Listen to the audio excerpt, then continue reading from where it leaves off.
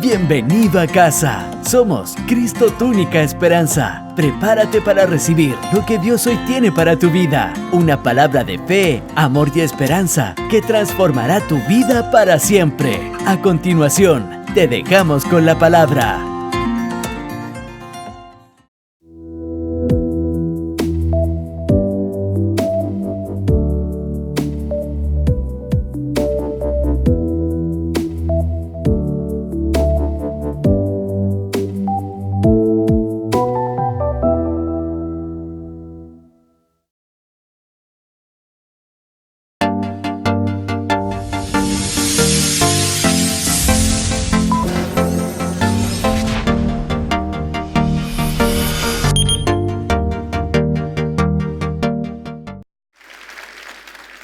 Bien, hoy día es un día especial, hoy día tenemos Santa Cena, ¿verdad?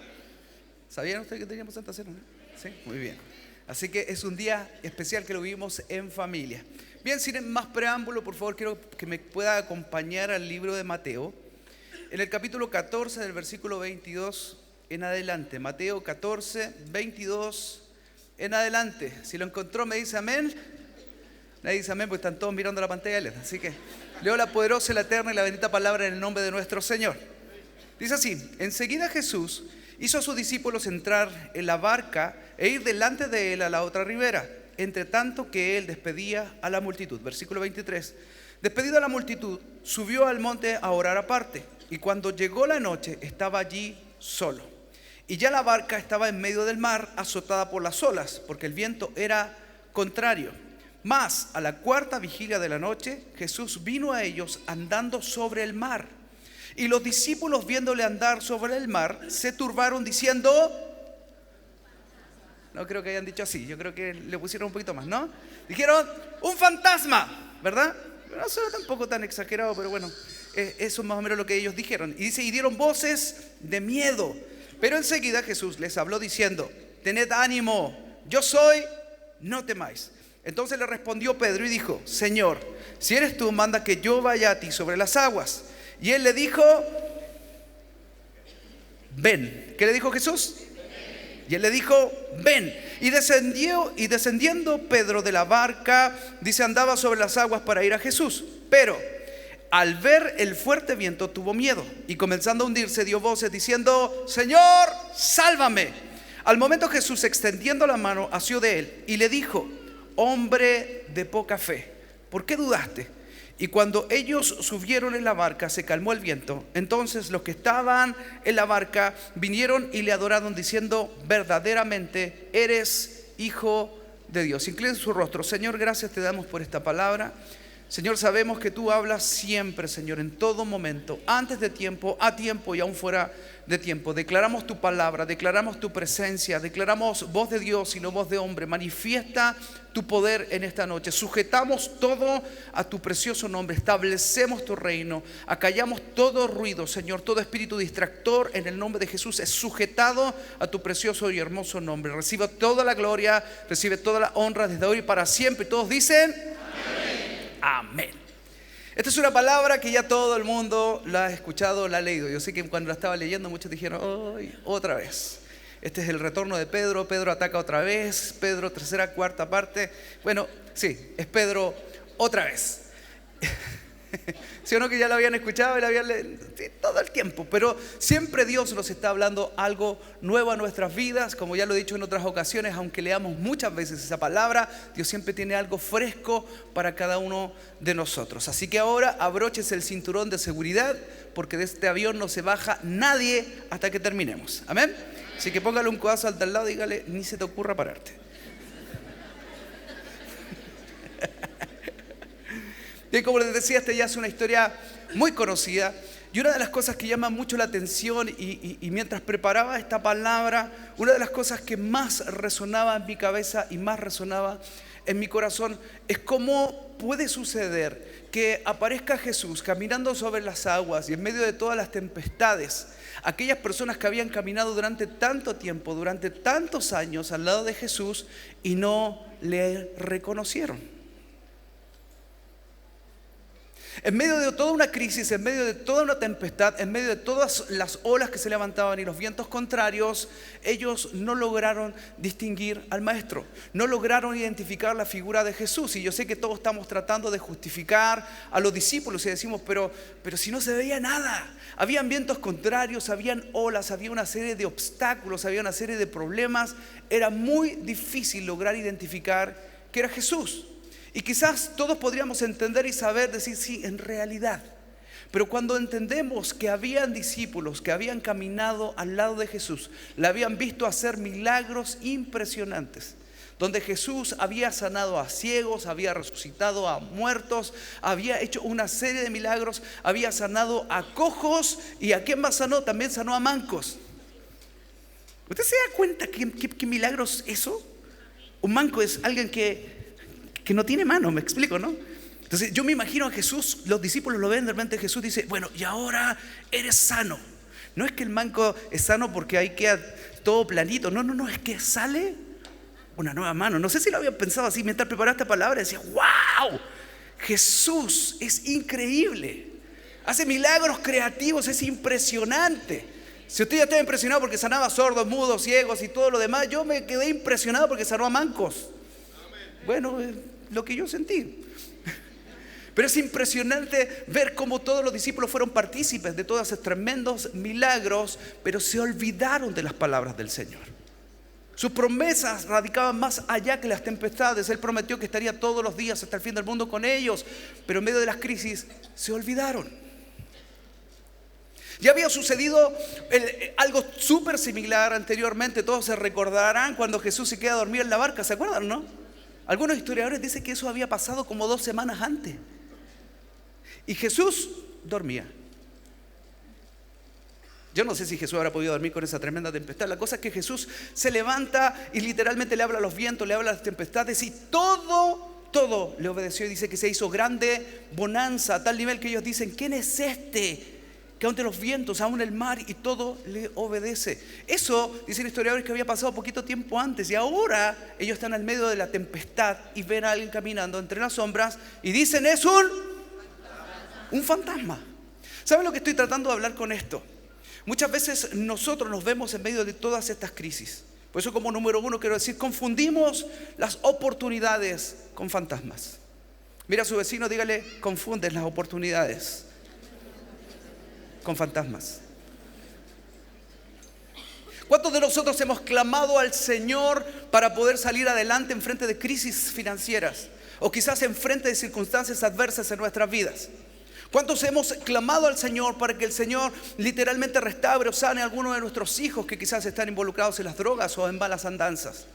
Pero resulta que a veces vienen circunstancias, vienen formas y procesos de Dios que nos asustan. Dígame si no es cierto. Y quedamos espantados. ¿Y qué decimos todos?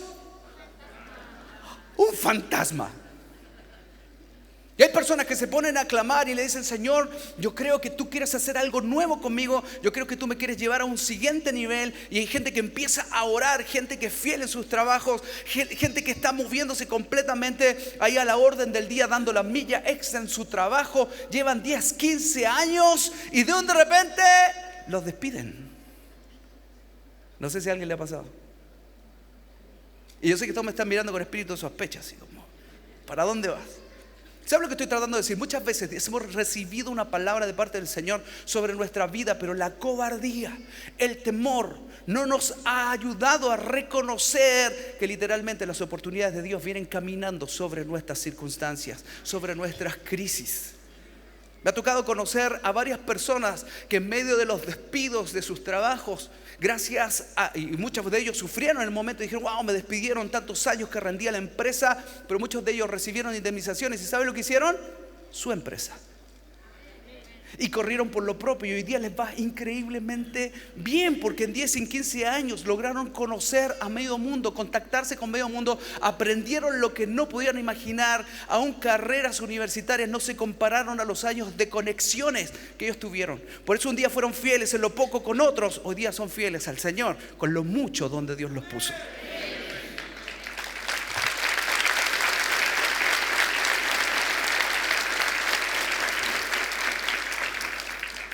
Por eso es importante aprender a reconocer las oportunidades del Señor sobre nuestras vidas. Hay diferentes crisis que no son otra cosa más que una oportunidad de Dios. ¿Cómo lo puedo graficar? Simplemente decir que son oportunidades de Dios que vienen disfrazadas de crisis. Y muchas personas en alguna ocasión de su vida quizás han vivido tiempos duros y difíciles, tal vez aún en su propio matrimonio. La crisis no es para destruirte, la crisis es para poder fortalecernos, la crisis es para poder enfocarnos, la crisis es para poder reconocer que fuera de Dios nada podemos hacer, la crisis es para poder levantarnos en los tiempos más difíciles. Pueblos orientales como Japón ni siquiera usan la palabra crisis como tal, la han erradicado de su lenguaje. ¿Sabía usted? Yo quedé sorprendido al enterarme un poco de eso en la cultura japonesa, sino que ellos usan y reemplazan la palabra crisis por oportunidad. Imagínense qué raro, dice, oye, ¿cómo estás? En oportunidad.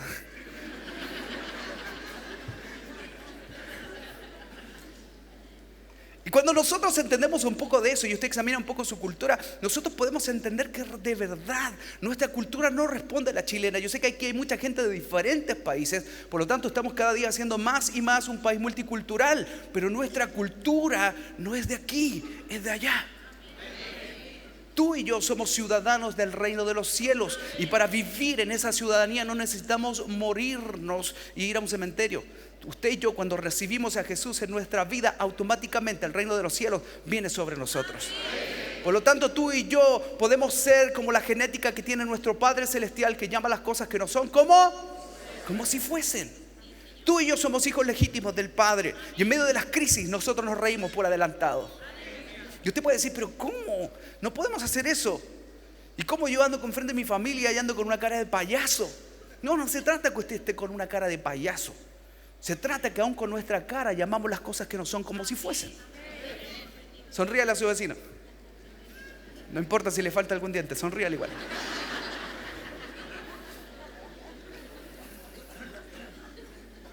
¿Y saben qué? Siempre que tú estás declarando una palabra, sobre todo cuando Dios te ha utilizado para poder bendecir a otras personas, el primero que va a pasar por esa prueba, el primero que va a pasar por el peaje de esa palabra, somos nosotros mismos. Y usted quizás me ve sonriendo, ahora míreme si estoy sonriendo. Pero mi hija está en el hospital en este minuto, en urgencia. Pero ¿saben qué? Mi corazón está confiado en Dios. No tendremos temor de malas noticias, sino que nuestro corazón está confiado en Jehová.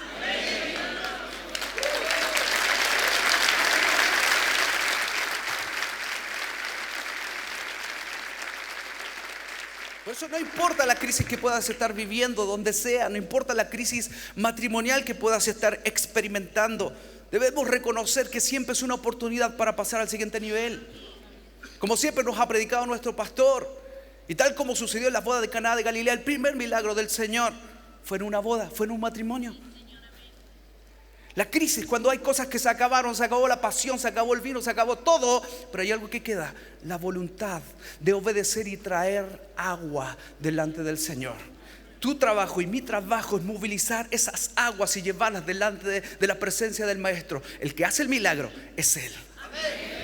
Pero tú y yo debemos obedecer su palabra. Diga conmigo, obedecer su palabra. Y quiero detenerme un poco en esto. Cuando nosotros recordamos a Pedro, siempre recordamos a Pedro porque es el falto de fe, el que no tiene ni una cuestión de fe. ¿Se acuerdan, no? Lo hemos hecho pedazo al pobre Pedro. Pero yo pregunto hoy día, ¿cuántos habían arriba de esa barca? 12. ¿Cuántos se bajaron? ¿Cuántos se bajaron? Están todos sacando cuántos discípulos eran. Eran 12. Y se bajó solo uno. ¿Sabe lo que estoy tratando de decir? Tú y yo podríamos condenar a Pedro, pero de una u otra forma lo que él tuvo fue arriesgarse, fue creer una palabra. ¿Qué es lo que sucede? Cuando pasa todo este temor, todo este miedo, una de las cosas que sucede, y lo dice ahí en Mateo 14, 29, dice, y él le dijo, ven, porque la gran pregunta que Pedro le dice respondiendo Pedro, Señor, si eres tú, haz que yo vaya a ti. ¿Qué le responde Jesús? Ven. Y quiero detenerme un poco en esto. Una de las primeras cosas que sucede es que cuando Jesús se les revela, cuando Jesús finalmente termina diciéndoles y les grita, tened ánimo, yo soy, no temáis. Pocas veces nos hemos detenido en que lo que el Señor está haciendo en ese minuto es revelándose como el gran yo soy. Lo mismo que sucede cuando lo van a aprender, cuando va Judas Iscariote y van todos a aprenderlo, a tomarlo preso, a tomarlo detenido. Cuando todos dicen, ¿y quién es Jesús? ¿Qué responde Jesús? Yo soy. ¿Qué sucedió? Todos a tierra. Todos cayeron al piso. ¿Por qué? Porque Él se reveló como el nombre más antiguo que existe, el gran yo soy. ¿Sabe? Cuando el Señor nos sale al encuentro y Él revela su paternidad y revela su amor en el Padre, tú y yo tenemos que vivir y experimentar cambios radicales, tener ánimo en nuestra vida. Que es lo segundo que Jesús le dice después que le responde. Dice, Señor, si eres tú, haz que yo vaya a ti. ¿Qué responde Jesús? ¿Qué responde Jesús? ¿Saben qué? Y quiero detenerme un poco. ¿Ustedes se imaginan si Jesús hubiera sido chileno? Y imaginemos también a Pedro chileno. ¿Qué le hubiera dicho Pedro chileno al Jesús chileno?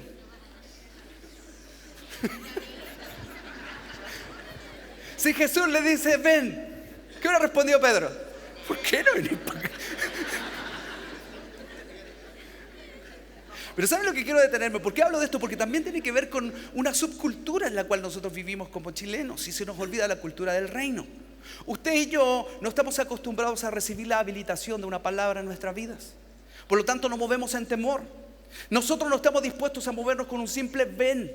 Lo que nosotros queremos escuchar son instrucciones claras, específicas y detalladas. Que Jesús nos diga, baja ahora mismo tu piecito derecho, vamos con cuidado, allá, ahora empieza a deslizar, comienza a bajar, vas a sentir bajo tu planta algo tibio que va a empezar a movilizarse. Eso queremos recibir, cuando lo único que Jesús dice es, ven. ¿Saben que hay oportunidades que se nos pasaron por enfrente de nuestras narices y no las alcanzamos, no las conquistamos porque esperamos más detalles? No fue suficiente que el Señor nos soltara una palabra. Y nuestra cultura evangélica ha sucedido que muchas veces necesitamos no solo una palabra, necesitamos muchas palabras. Y es por eso, y hablo por Chile, no por la gente extranjera, pero por muchos años nos caracterizamos por andar poniendo la cabeza en todas partes. Me explico, para que me unjan, para que me entreguen una palabra profética, porque no nos será suficiente una palabra. Me explico. Cuando es necesario solamente una palabra que habilite tu vida y en esa puedas caminar todos los días, de mañana y de noche, creyendo en que esa palabra te la dio Dios y aquel que dio la palabra será fiel y justo en completarla en ti.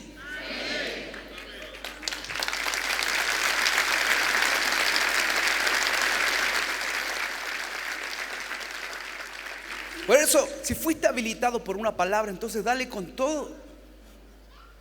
Hace muy poco tiempo tuvimos lo que fue el campeonato, ¿cómo se llama esto de fútbol?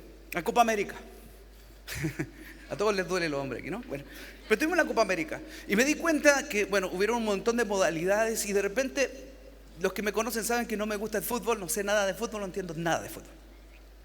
Pero a mi esposa le gusta el fútbol, entonces me puse a ver el partido y de repente cuando veo los goles yo dije, ¡oh! ¡Gol!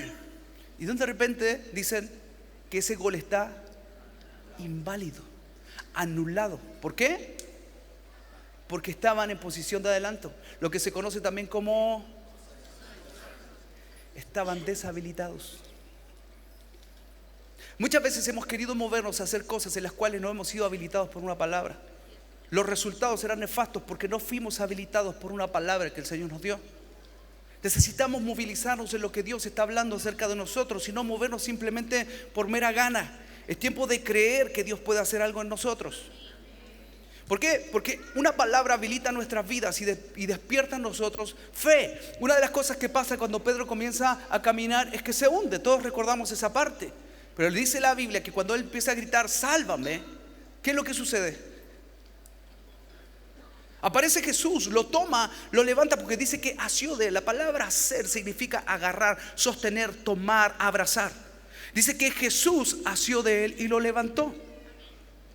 Cada vez que nosotros creemos una palabra y comenzamos a creer en lo que Dios te dijo, aún en los momentos más hostiles de nuestra vida y aún de algo que parece fracaso, siempre recibiremos el abrazo del Señor diciendo hay una nueva oportunidad por cuanto me creíste. ¿Saben qué? Siempre nos hemos quedado solamente con aquella parte donde dice hombre de poca fe, ¿por qué dudaste? ¿Por qué? ¿Y por qué me llama tanto la atención? Porque una de las cosas que sucede dice que Él puso la vista en los vientos contrarios.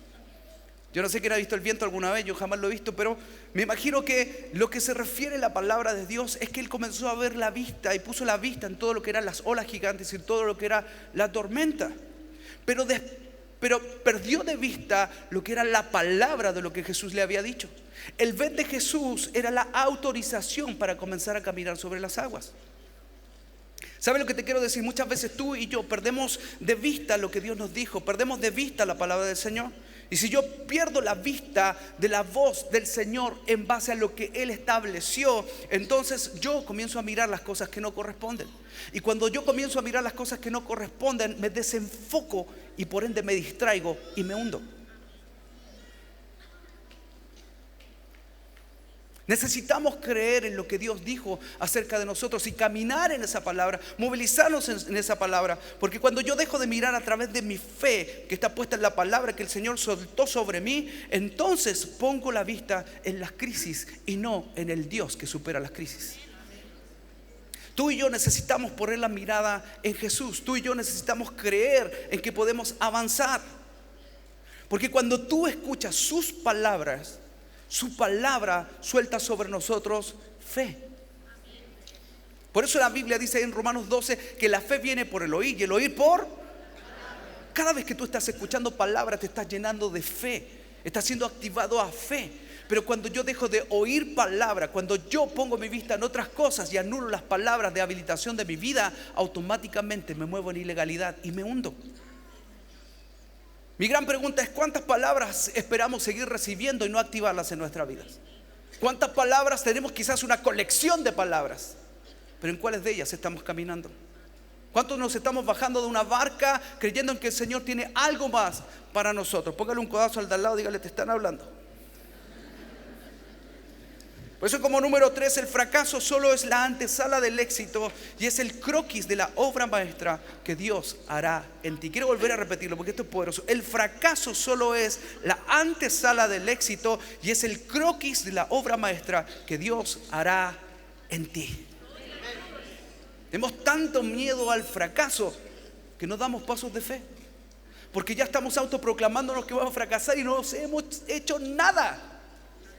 Cuando nuestra mirada debería estar puesta en Cristo, creyendo en que Él dio la palabra, por lo tanto estamos habilitados. El problema de cómo se resuelva, cómo se haga, es de Él. Pero si yo camino en fe y sigo caminando en el propósito de Dios, aunque vengan crisis, aunque vengan tormentas, Él saldrá a mi encuentro.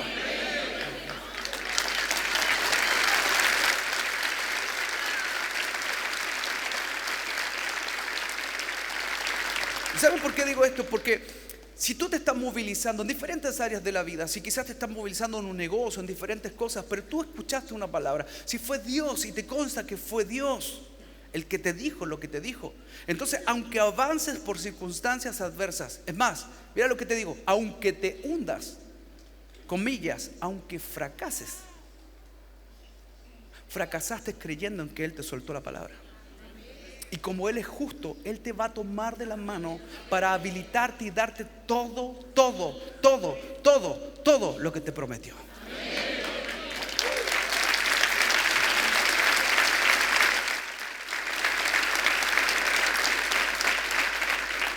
Por eso, hay algo que me sucede y al pensar todo esto, cuando veo, punto 1, es habilitado por una palabra. El Señor se le revela, Él obedece, Él camina en una palabra, se hunde, pero finalmente todos sabemos lo que sucede al final. Pero ¿saben qué es lo que pensaba todos este par de días? Y una de las cosas que decía: estamos tan acostumbrados a que todo lo que hacemos nos va mal, que ya lisa y llanamente no queremos hacer nada. No queremos emprender nada, porque es como que nos hablamos y nos respondemos a nosotros mismos y ya tenemos una resolución, y es que estamos liquidados. Cuando en Cristo no es así. Y quiero decirte algo de parte del Señor. Cuando tú y yo nos hemos esforzado y requete contra esforzado, y lo único que ha pasado en nosotros ha sido cansancio, agotamiento, y finalmente no hemos hecho nada, entonces debemos considerar. La Biblia dice: en el tiempo del bien, goza del bien, y en el tiempo del mal, considera. debemos considerar en los tiempos difíciles que podamos estar experimentando. Eclesiastés en el capítulo 10, versículo 10, quiero leer 3 versiones. La versión NTV dice: si se usa un hacha sin filo, hay que hacer doble esfuerzo, por lo tanto, afila la hoja. Ahí está el valor de la sabiduría. Ayuda a tener éxito. Eclesiastés 10 de la NBI dice: si el hacha pierde su filo y no se vuelve a afilar, hay que golpear con más fuerza. El éxito radica en la acción sabia y bien ejecutada. Y la última, la traducción lenguaje actual, dice: el hacha sin filo no corta. Si no se le saca filo, hay que golpear con más fuerza. Si quieres prosperar, tienes que saber qué hacer y hacerlo bien. ¿Y saben por qué me impactaba esta palabra? Porque muchas veces hemos insistido en cosas y simplemente no nos resultan. Y quizás tú y yo sí recibimos una palabra, pero no entendemos por qué esto no avanza. No entendemos por qué solo nos cansamos. No entendemos por qué, si estamos dando de golpes, estamos utilizando el hacha como corresponde, pero ¿por qué no funciona? ¿Por qué termino agotado? ¿Por qué, si debería dormir 8 horas, si duermo las 8 horas, pero parece que cuando despierto, parece que no hubiera descansado nada? ¿Por qué me siguen doliendo las piernas? ¿Por qué me sigue doliendo la espalda? ¿Qué está pasando? ¿Por qué no estoy ejecutando bien el trabajo? ¿Qué está pasando con todo mi esfuerzo? Y una de las cosas que me impresionaba en cuanto a esto es que debemos aprender a ayudar a nuestro éxito. Ayudamos a nuestro éxito aprendiendo a tener la sabiduría y la conciencia de que nuestra hacha necesita periódicamente ser afilada. ¿Saben qué es el filo? El filo es la preocupación para dar aciertos. No es suficiente que sepas qué árbol cortar. Necesitas las herramientas exactas, bien cuidadas y preparadas para que cada golpe que des sea un golpe certero. Nos hemos pasado muchas veces la vida solamente teniendo victorias morales. En el fútbol chileno mucho tiempo y muchos años fuimos los casi meto el gol, casi lo logramos, casi clasificamos. Pero hubo una generación, la famosa generación dorada, que cambió su mentalidad y de los casi se transformaron a los siempre. Por eso hay una generación, la famosa generación, no solamente la millennial, sino que la generación Z, que es una generación que viene completamente distinta. La generación Z viene creyendo que puede alcanzarlo, no cree los imposibles porque ya saboreó lo que es el éxito. Esa generación son tus hijos, son mis hijos. Son una generación de propósito que va a trastornar para bien nuestras generaciones. Amén. ¿Hay alguien aquí que crea esa palabra?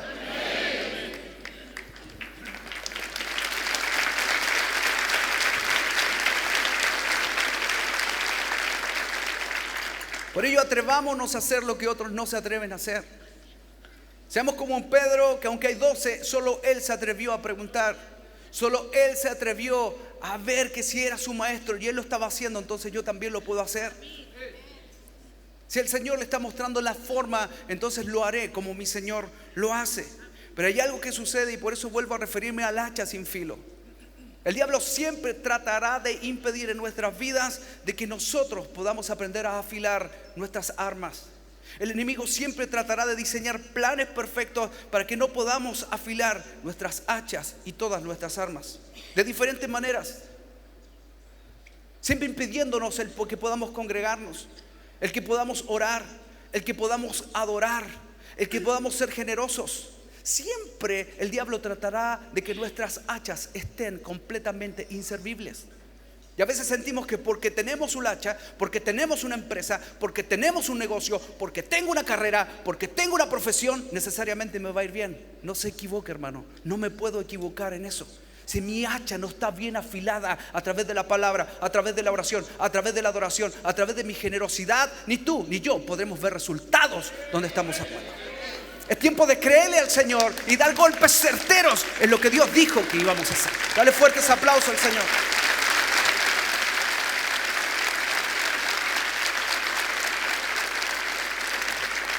Y me llamó mucho la atención de ver cómo en plena guerra de Israel con Filistea, los filisteos logran entender. Sabían que Dios estaba con Israel, pero también se habían enterado de que Dios había desechado a un hombre llamado Saúl, el rey. Y una de las primeras cosas que se producen dentro de toda esta persecución es que los filisteos tienen una estrategia que el enemigo sigue utilizando hasta el día de hoy. ¿Saben cuál fue esa estrategia? literalmente cerrarles completamente todos los flancos a los israelitas de todo lo que eran los herreros, para que ningún herrero pudiera afilar sus armas, para que ningún herrero pudiera afilar sus hachas, sus lanzas, ni nada que ellos pudieran portar para la guerra. Miren lo que dice la palabra de Dios en 1 Samuel, en el capítulo 13, versículo 19. Dice: y en toda la tierra de Israel no se hallaba herrero, porque los filisteos habían dicho, para que los hebreos no hagan espada o lanza. Por lo cual todos los de Israel tenían que descender a los filisteos para afilar cada uno la reja de su arado, su asadón, su hacha o su hoz. Y el precio era de un pin por las rejas de arado y por los asadones, y la tercera parte de un siclo para afilar las hachas y por componer las aguijadas. Dice: así aconteció que en el día de la batalla no se halló espada ni lanza en mano de ninguno del pueblo que estaba con Saúl y Jonatán, excepto Saúl y Jonatán su hijo, que las tenían. Y la guarnición de los filisteos avanzó hasta el paso de Micmas. ¿Saben qué fue lo que sucedió? Literalmente fueron sitiados, pero de una manera inteligente. ¿Saben lo que empezó a suceder? La persecución ya no fue directamente en contra de Saúl y en contra de Jonatán, no fue directamente en contra de David, fue directamente con los herreros, para cortarles completamente lo que era la posibilidad de afilar sus armas. ¿Saben lo que estamos experimentando en pleno 2021? En pleno siglo XXI, y hoy día escuchaba la palabra del Señor a través de nuestro pastor, y es cierto, estamos viviendo toda una etapa de una persecución distinta, diferente. No como la que tú y yo nos enseñaron cuando niños, que veíamos todos llenos de armas, ametrallados y cuantas otras cosas. Hoy día están las redes sociales y diferentes cosas. ¿Sabe lo que el diablo está tratando de hacer en estos tiempos? Esa misma estrategia que hicieron los filisteos, tratando de coartarnos la posibilidad de que los herreros afilen nuestras armas, la posibilidad de que pueda impedírsenos el venir a la iglesia, donde simplemente los que rodean a nuestros hijos le dicen: no, eso está pasado de moda. Sabes que el agnosticismo hoy día es lo que la lleva. Cada vez que nos dicen: no, pero orar ¿para qué? Eso no está bien. Yo creo que eso es fanatismo. Cada vez que vamos escuchando: ¿cómo eso es ser generoso? ¿Qué es eso de los diezmos y de la ofrenda? ¿De qué estamos hablando? Todo es eso para literalmente cauterizar completamente el filo de nuestras armas. Y seguiremos dando golpes tras golpes tras golpes sin ver solución. Golpes tras golpes que solamente recibiremos cansancio, agotamiento, pero jamás habrán resultados. Necesitamos ver una generación que a diario está recibiendo del Señor, a diario está recibiendo las herramientas para afilar sus armas, que a diario, a través de la palabra del Señor, a través de la oración, a través de la adoración y a través de la generosidad, está viendo cómo sus armas se transforman literalmente en armas de ataque efectivas para derribar bosques completos, y no solo un árbol, sino un bosque completo. ¿Hay alguien que dice amén a eso? Necesitamos dar saltos de fe y creerle al Señor.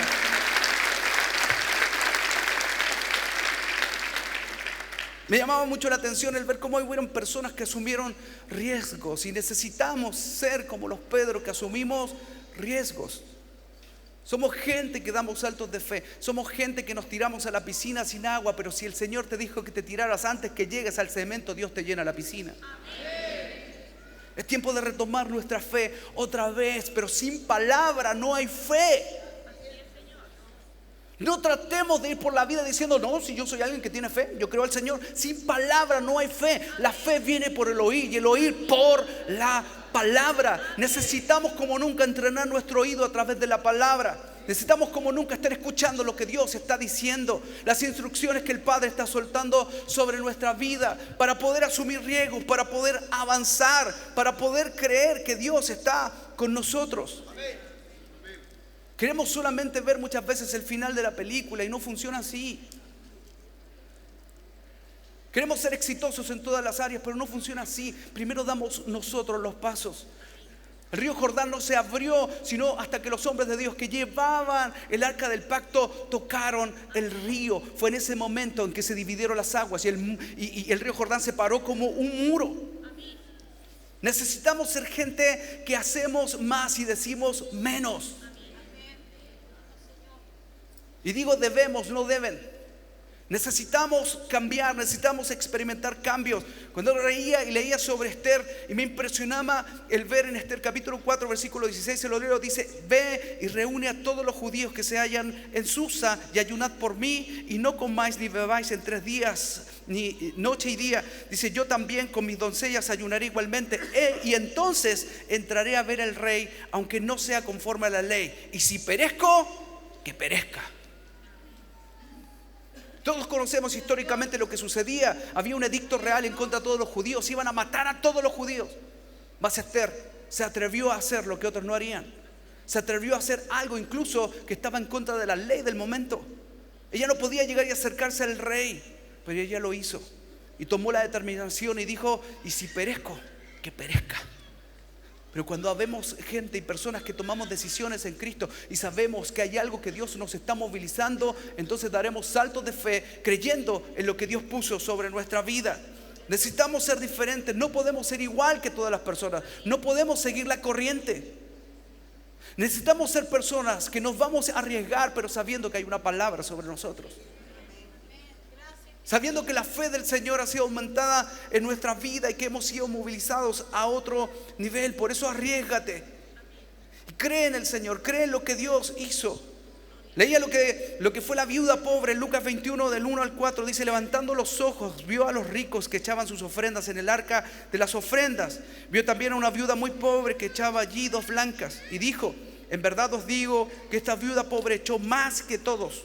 Porque todos aquellos que echaron para las ofrendas de Dios de lo que les sobra, más esta de su pobreza echó todo el sustento que tenía. ¿Sabe lo que hizo esa mujer? Fue una mujer que asumió riesgos creyéndole a Dios.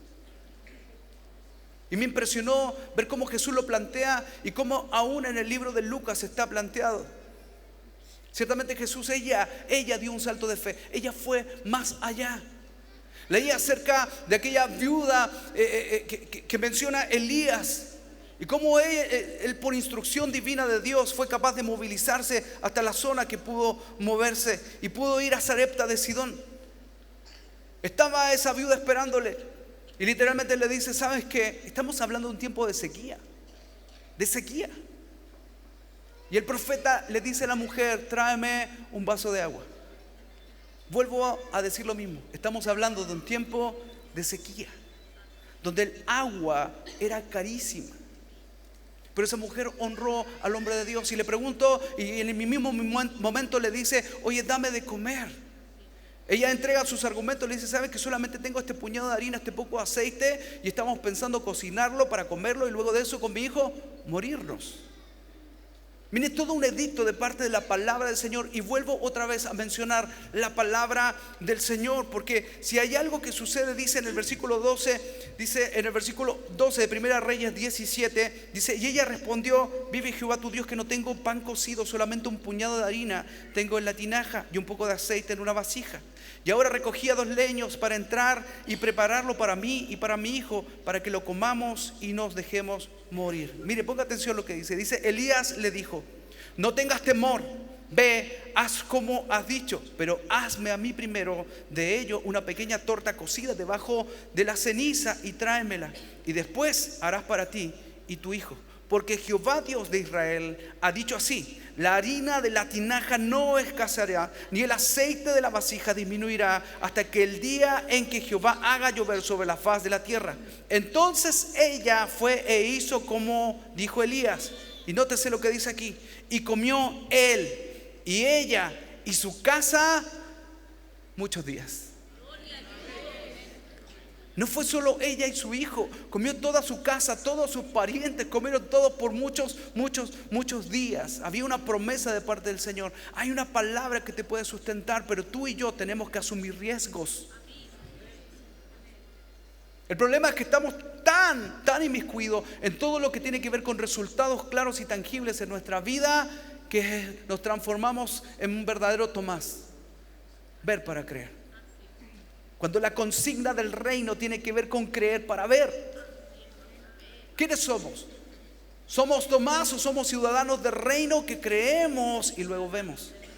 Necesitamos creer en lo que Dios está hablando. Necesitamos creer en que el Señor nos está moviendo, nos está impulsando a más. Por eso es tiempo de creer en el Señor. Es tiempo de afilar nuestras armas. Es tiempo de tomar desafíos. Es tiempo de caminar sobre las aguas. Y sin importar lo que la gente diga, sin importar lo que las personas que nos rodean digan, sigamos creyendo en lo que Dios un día nos dijo. El Señor es fiel a su palabra. El Señor es fiel a lo que nos ha hablado. Y Él seguirá trabajando en nuestras vidas. Y sé que muchas veces estamos llenos de incertidumbre. Si me acompaña todo el equipo de alabanza, quiero terminar con esto. Estamos llenos de incertidumbre diciendo: Señor, ¿qué está sucediendo? ¿Por qué esto no me ayuda? ¿Por qué no puedo avanzar con esto? Y mientras oraba y pensaba en todo lo que tenía que ver con afilar nuestras hachas y poder entender por qué hay cosas que no resultan, me encontré con esto. Ageo capítulo 1, versículo 6 en adelante. Y me impresionó principalmente a mí. Dice: sembráis mucho y recogéis poco. Coméis y no os saciáis. Bebéis y no quedáis satisfechos. Os vestís y no os calentáis. Y el que trabaja a jornal recibe su jornal en saco roto. Así ha dicho Jehová de los ejércitos: meditad sobre vuestros caminos. Subid al monte y traed madera, y reedificad la casa, y pondré en ella mi voluntad, y seré glorificado, ha dicho Jehová. Buscáis mucho y halláis poco, y encerráis en casa, y yo lo disiparé en un soplo. ¿Por qué? Dice Jehová de los ejércitos: por cuanto mi casa está desierta, y cada uno de vosotros corre a su propia casa. Cuando tú y yo nos movemos solamente por motivaciones personales, cuando tú y yo nos movemos solamente creyendo en que hay algo solamente para mí, nadie más que para mí, para bendecir absolutamente nadie a mi alrededor, ni mi familia, ni amigos, ni nadie, por lo primero que parto es por olvidarme de Dios y olvidarme de su casa. Señoras y señores, queridos amigos todos, solo quiero decirles: no me puedo olvidar quién soy, ni me puedo olvidar por quién yo soy quien soy. Si he logrado llegar hasta donde estamos, si tú y yo hemos logrado llegar hasta donde estamos, es porque hay alguien poderoso y maravilloso que nos miró con una mirada de amor y nos dio una oportunidad.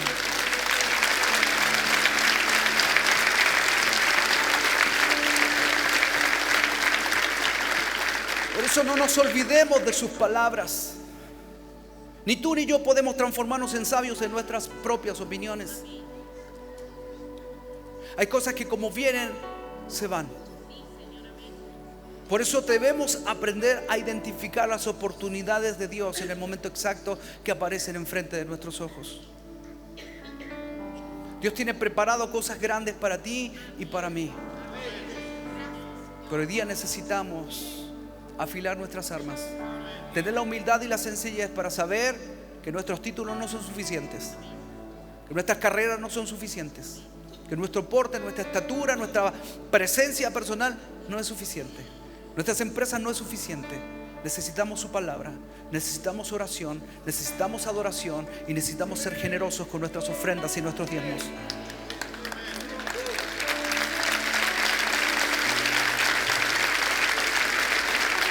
Quiero invitarle que se ponga de pie. Y yo no sé cuántos, me quedan algunos minutos, pero yo no sé cuántos aquí han sentido que Dios les habló. No voy a hacer ningún llamado para que pase al frente, pero sí quiero decirles algo. Hoy día es un tiempo de creer que el Señor nos está hablando. Es tiempo de reconocer su preciosa y hermosa voz. Si hoy día has sido habilitado por Dios a través de una palabra, entonces da saltos de fe. Si hoy día has sido habilitado por el Señor a través de su palabra, entonces cree que Él tiene algo mayor para ti. Cree que el Señor puede transformar tu vida y cambiar por completo tu vida. Dios tiene más para ti de lo que puedas imaginar.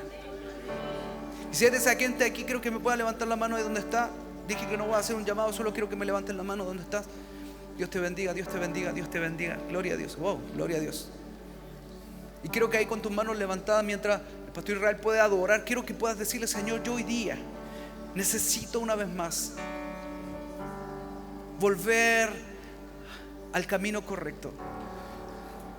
Porque hoy día consulto por la senda antigua y me paro en ella para caminar en ella y creer, Señor, que hay algo nuevo para mí. Señor, hay cosas que no estaban resultando, negocios que no estaban resultando, cosas que no estaban movilizándose, porque me olvidé afilar mis hachas. Ahí donde estás, quiero que puedas repetir la oración conmigo y di: Padre, en el nombre de Jesús, en el nombre de Jesús, hoy recibo de ti. hoy recibo de ti, Señor, hoy comienza un antes y un después un antes y un después en mi vida. en mi vida. Te pido perdón Te pido perdón por mi falta de humildad. por mi falta de humildad. Te pido perdón Te pido perdón por mi ceguera espiritual, por mi ceguera espiritual, porque creí porque creí que mis fuerzas eran suficientes, que mis fuerzas eran porque suficientes, creí creí que mis armas eran suficientes, armas eran suficientes, porque creí creí que mis títulos, que mis mis carreras, mis empresas eran suficientes. Pero hoy día entiendo, Señor, que tú tienes preparado para mí tú tienes preparado para mí el afilar mis armas para dar golpes certeros a los planes que tienes para mí. Gracias, Señor, porque hoy día comienza los mejores años de mi vida. Señor, hoy día me arriesgo, hoy día avanzo, hoy día escucho tu palabra y soy activado a una fe sobrenatural, a una fe agresiva para recibir de ti todo lo que tú traes para mí. Gracias, Señor. Gracias, Señor. Vamos, levante sus manos ahí, comienza a adorar al Señor. Gracias, Señor. Gracias, Señor. Para terminar, solo quiero decirte algo de parte del Señor. Siempre vendrán cosas a nuestro alrededor que tratarán de desviar nuestra mirada. Siempre habrá una voz que tratará de convencerte de cosas que no son las correctas.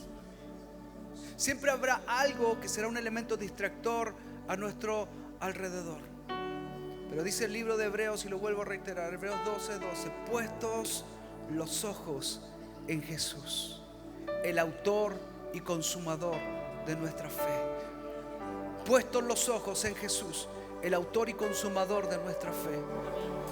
Si tú y yo miramos otra vez al Señor, si tú y yo miramos otra vez lo que Él dijo y dejamos de concentrarnos en otras cosas, tú y yo veremos poderosos resultados de parte del Señor. Si lo crees, dale un fuerte aplauso al Señor. Que Dios les bendiga. Milagroso, abres caminos, cumples promesas, luz en tinieblas, mi Dios. Vamos, iglesia, levanta tu voz. Milagroso.